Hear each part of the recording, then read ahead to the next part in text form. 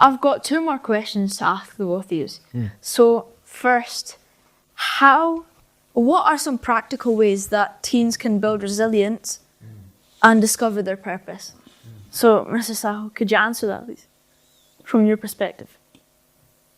Purpose and really, okay, listen.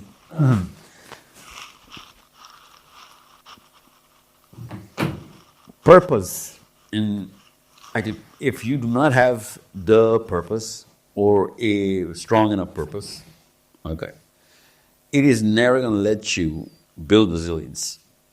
Resilience is anchored into some sort of an objective that you want to achieve. And you can get some resilience because of, your force of habit or the kind of culture you're coming from. But it is not going to come to a level where you are going to come to the best of yourself. Okay? So every single cell has a certain potential. All these cells combine for a certain objective. Okay? So in a man's journey, in a human life cycle, you need to have a very strong anchor. And let's just say if you were training for the Scottish Marathon, if there is such a thing, okay, you would have to work out for a certain number of hours every day. And you go through a lot of trouble from zero to getting to a good marathon runner. Focus on what I'm saying, okay? So you have to spend a couple of hours a day. And you see a lot of people doing it 4 hours a day. You're like, maybe I'm going to come in the top 10 or make the first draft of 5% or whatever. But then all of a sudden news breaks out that, the top, this is, the Olympics that you're supposed to be trained for. All of a sudden, the objective, the purpose changes, and the number of hours from 2 becomes 24. Your diet routine changes from whatever you can casually eat, but now you cannot make a single mistake. Hell, you'll have to look at every single type of protein going into you because they'll be testing you for it. And also the standards change. Okay? So your number of hours will become number of weeks, number of months before the Olympics. So if you have a bigger purpose, that purpose trains you into a higher level of resilience. And if you do not have a big enough purpose, your body is designed against resilience, okay? Every human being would rather be a bum, okay? It is our purposes that are driving us out of our homes, our beds to begin with, and then out of our homes to do whatever we can to get enough, back home so that we can deliver. So if you have a very bigger purpose, let's just say take over the world. Take over not just the world. Understand, go up to the universe and make people understand what's going on in the universe. All of a sudden, your demands of resilience are through the roof. So if you do not take up your school right now, you do not take up Scotland, you do not take up the planet, you are actually working against resilience. So if, let's just say I give you a target of, you got to top every subject, ace every subject in school. I've capped your resilience. Okay. But if I tell you that you got to invent new things in that book of physics, you got to theorize another equation of mathematics, that school, that country, that planet, all of a sudden you've surpassed.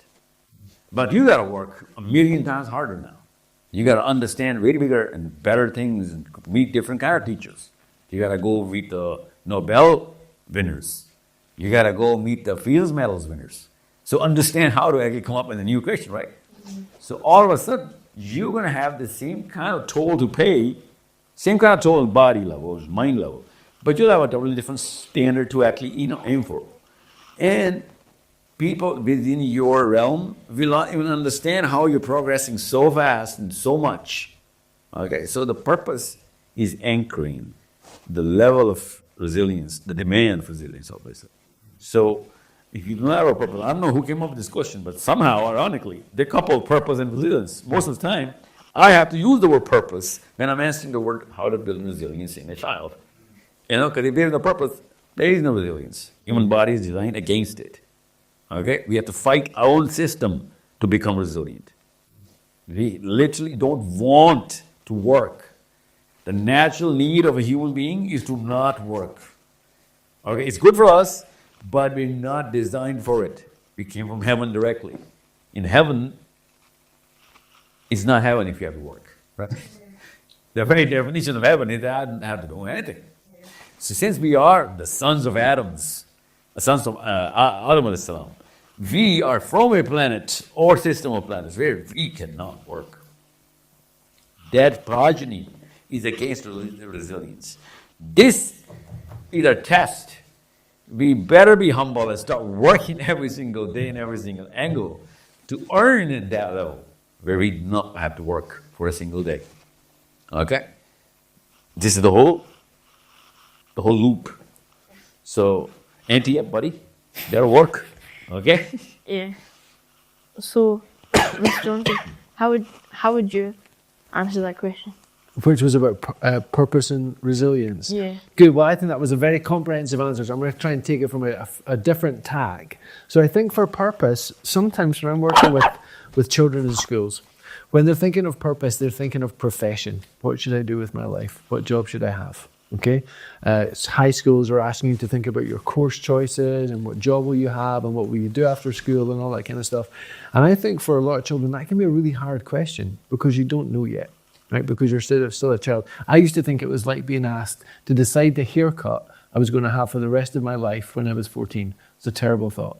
So probably would have had a haircut I would have regretted, right?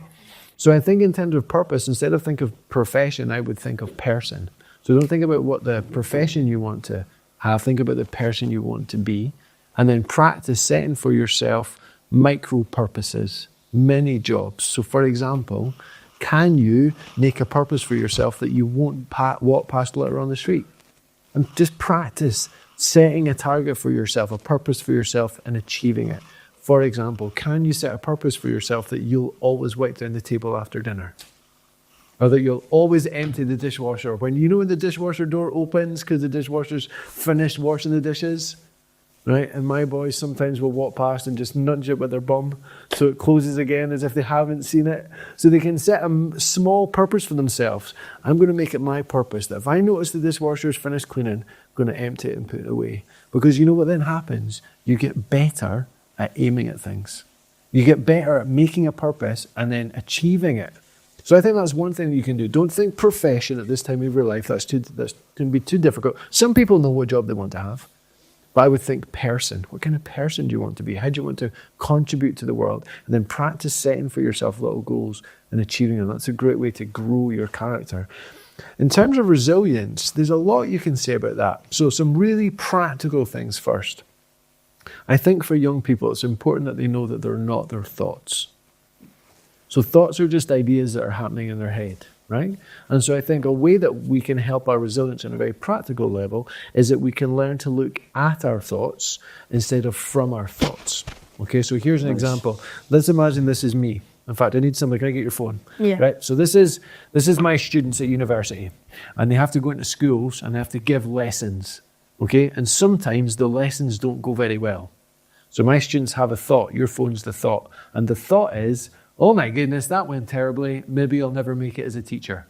Now, if they're looking out from the thought, if they're just accepting the thought's true, if they just look at the thought, they're probably going to feel really tired. They're probably going to feel really low. They're probably not going to feel very excited or motivated. Their brains will literally get dumber. They won't be very creative. They won't think of ideas of making the lesson better.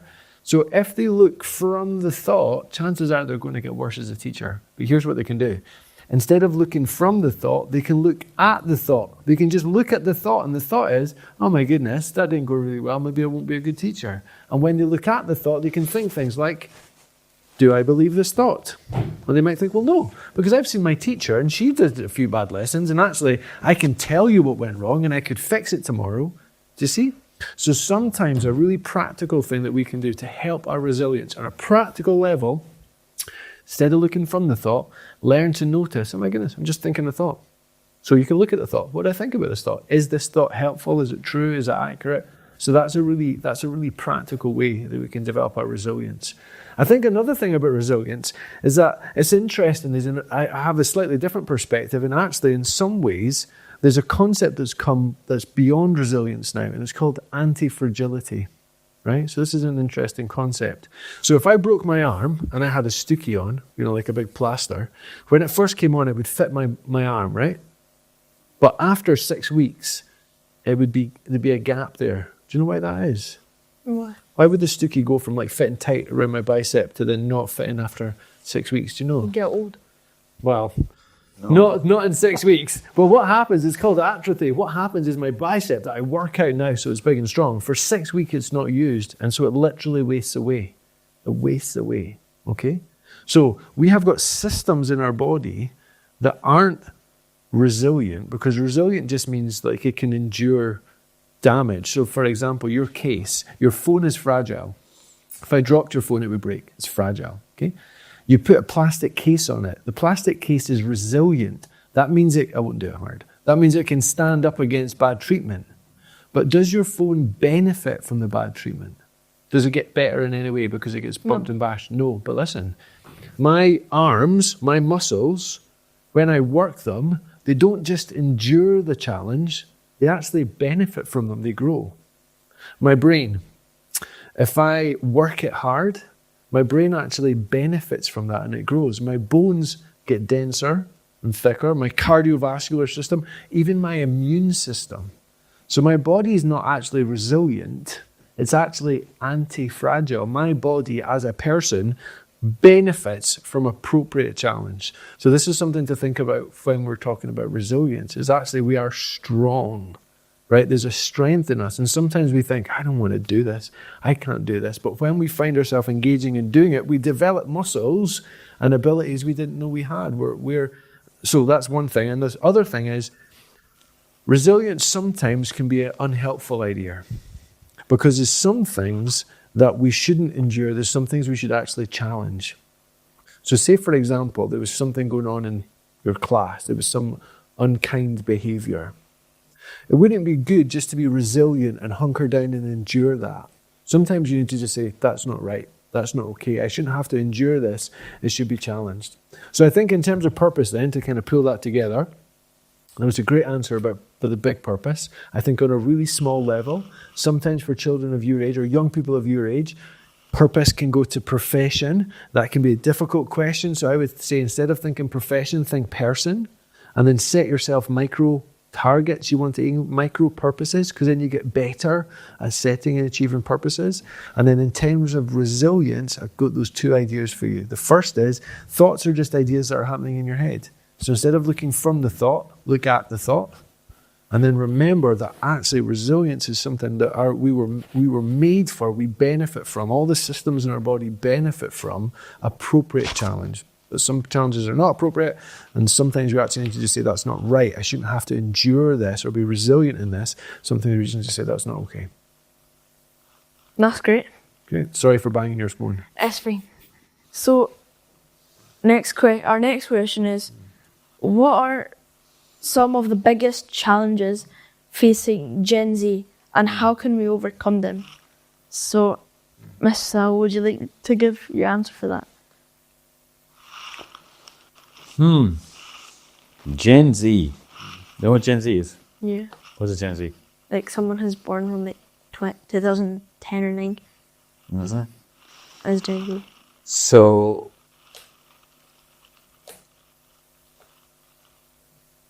see, every 100 years, there is an opportunity. Every 100 years. And I'll tell you why it took 100 years. Because an average lifespan of a human being is about 78, 80. Okay. Give and take. Every 100 years, it is a single generation that's going to achieve a certain age. They're going to have that career at their, epitome. And like right now, the 60-year-olds right now, they're the people who are actually calling the shots in every country, every business, so on and so forth. Social systems are run by these old folks. So they were teenagers sometime, right? In 1940s, 50s, in the 60s. These are the people who are really coming about. Whatever the world is going through is either being controlled by them, or whatever's happening is done by them, okay? So Gen Z right now is going to be effective in, let's just say, 2050. Okay? They'll be at the peak of their whatever power they can possibly achieve. Because old folks right now, they've died out. Okay? And Gen Z's the generation prior to them will be handing over the world to them. You see the point in time now? Yeah. Now, what I'm going to say right now, imagine the planet Earth in the hand of Gen Z, the 60-year-old Gen Z. They were 60 in some kind, right? Yes. So, when you say what are the problems that Gen Z is saying right now, you need to understand that they do not know what's going to happen in 2060. The unpredictability of this planet and the opportunity and the threat, or in other words, they're not prophesizing the future in a way that's going to enable them to develop right now. So much so that they've actually made it an honor. It's like honor among thieves, right? That if they can make it fast and quick and find the finest shortcut, it'll be recognized as some sort of an achievement. Even though the one thing they'll never be able to stop is time. And they are going to reach 60 in some time. And you need to understand what is that issue I'm actually trying to address. So if you are a bum right now, you're lazy, you're not accustomed to books, which Gen Z cannot, because you're kind of so used to YouTube, you don't open the books. YouTube is the shortcut, making you use the shortcuts to get knowledge. And knowledge is the one thing you cannot expedite. There's no crash course for wisdom. You know what wisdom is? Yeah. What is wisdom? You really know what wisdom is? Okay, what is wisdom? Knowledge. No, it's not knowledge, see? Knowledge can lead to intelligence. And a guy can be intelligent and not wise at the same time. A guy can be intelligent and not wise. But a guy cannot be wise and not intelligent. You see how big wisdom is? It's a big asset. And wisdom can only be achieved if you do the grunt work yourself. You understand me? And YouTube is stopping you from grunt works. To read every page and flip. Read the book by page by page. Go through teachers. Understand through experience. Do the work yourself. Okay? You need to understand that. YouTube might give you higher intelligence in the field, but it'll make you, it'll not let you be wise in the things that are around that field. So Gen Z probably, God forbid, will be the dumbest generation. Dumbest, because that's the opposite of the wise, right? They'll be the most inapt people to run countries, run businesses, run societies, and run the bigger systems which connect everybody together. Okay? So you need to understand, right now, we're going to pass the baton, and you're going to throw it away because you're going to have to watch that Netflix series. And I'll be like, I gave you a baton of the planet, man. And you'll be like, yeah. Just took a couple of hours, man. Don't worry, the muscle is still burning. Don't worry. It's like, dude, it's not about how much, you can do with the baton. It's what the baton is for. Okay? It represents something. The whole world is dependent on your performance. To be like, yeah, you know what?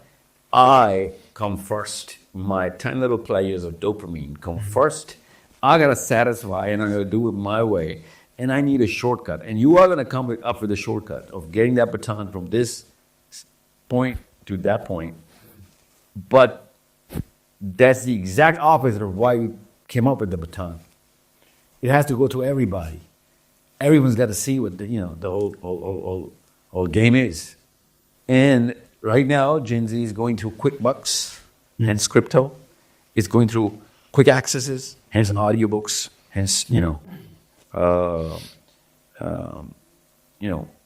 what dopamine is? Not really. Yeah, right. You got to read it up. Okay, so the dilated dopamine receptors are making you more hungry for attention, more hungry for recognition, more entitlements, hence making you arrogant, hence making you lazy, hence making you selfish. Okay, the more dopamine you require, the more selfish you become. Okay. So you need your entitlement. You need a Mr. in caps written by your name. Okay? Yeah. Uh-huh. Yeah. You get that? Yeah. So the more I'm going to give you knowledge, the less you would want it. That's dopamine. Yeah. Okay? That's the curse of dopamine. Otherwise, the natural cycle is the more you give me knowledge, the more thirsty I should become. But dopamine does the exact opposite. Okay? It gets you satisfied too soon. Okay? So that's what Gen Z, boys your age, are gonna go through. So what's the solution? You gotta go old school, buddy. No, I mean it. You gotta go old school. You gotta read books. In 20 years from now, there'll come a time, I promise you this right now, wallah, that there'll be two boys competing for the same sort of position. One is going to come through the books, one is going to come through YouTube, and you won't have a chance in hell to compete with that kind of muscle to mine, because he'll be going through the books. He'll have enough met enough teachers. He would have put enough downtime on the street, at the work, on the cubicles, inside environments. You've been looking all of those videos, documentaries. Like, I know everything about it. And yeah, you might know everything about it. You do not know how any of this actually comes together. Okay, and that's where you're going to lose. Every YouTuber is going to lose with every book reader. Any given fight. Okay? Any given fight. And every book reader is going to lose with everyone who's actually done it on his own in any given fight. Imagine that. So from people who used to do it, became just people who read about it, and then now people who watch about it. All right. Okay? But you know how you said it's a shortcut? YouTube's a shortcut for people who don't read books. But what if they try to read books but they can't understand it as well as YouTube? What's the difference between YouTube giving it knowledge? Like, what if YouTube explains it better than the books? Okay. Have you ever seen a movie which was made on a book? Yeah. Give me a name. Wonder? I will know that. Give me a name. Harry Potter? Yeah. Have you seen Harry Potter? No. You haven't seen Harry Potter, the movies? No. Whoa, okay. Okay. It's not That interesting. works.